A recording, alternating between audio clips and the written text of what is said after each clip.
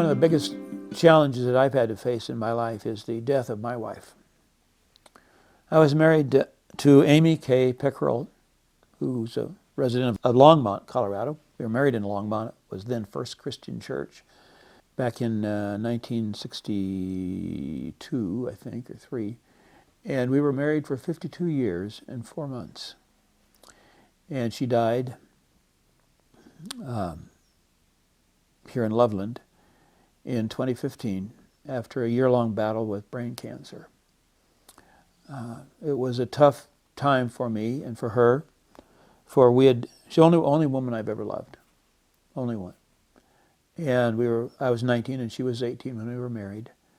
So we grew up together. She was a wonderful pastor's wife because I was a pastor and a missionary for years. And I don't think in the whole world she ever had an enemy.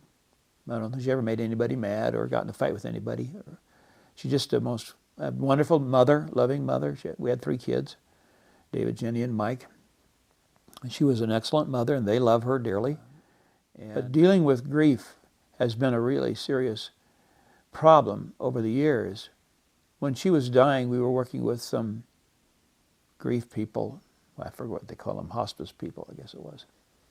And this lady kept saying, "Oh, boy, you folks are doing this just right. You're going to manage this quite well." No, it wasn't that easy.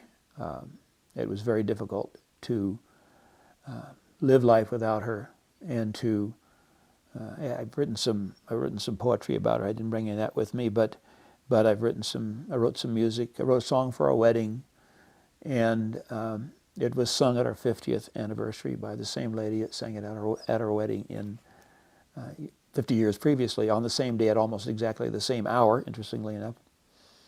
And so it's been a difficult time learning to get along alone. I do have a girlfriend now, so it's been, almost over 4 years since she died. She died on December 5th, or December 4th, pardon me. And that's always a tough month because her birthday was Christmas Eve. So it makes the Christmas holidays not very happy for me.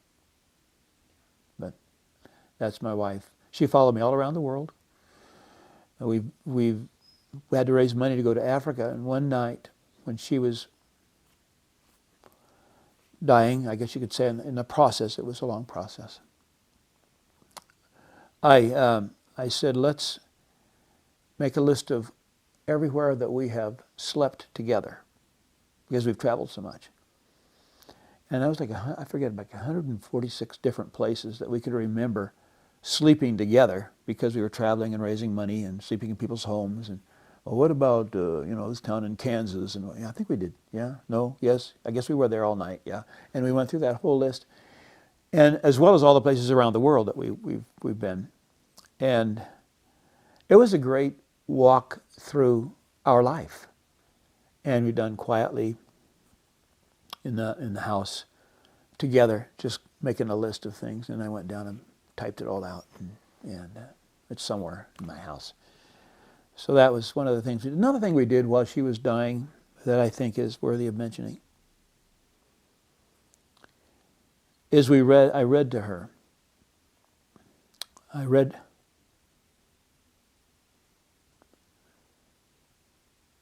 Every night we would sit and I would read a book, chapter 2, and we read all of Billy Graham's books.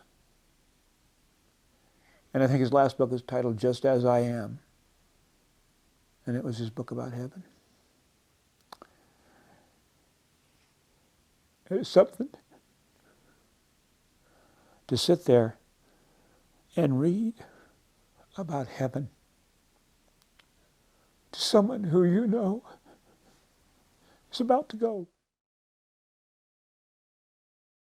We did walk together, I think you could say, through the valley of the shadow of death. And we feared no evil, for God was with us every step of the way. One more day, that's what I want. Just one more day with you. One more one more day with you. And did I sing and smile and play? And did I sit and chat away the memories of a lonely life, the days of joy, the days of strife, the days of soul and quiet tone, with each other and never alone. Just one more day, just one, yes, one more day with you. Just one more day, one more day, one more day, just one more day, just one more day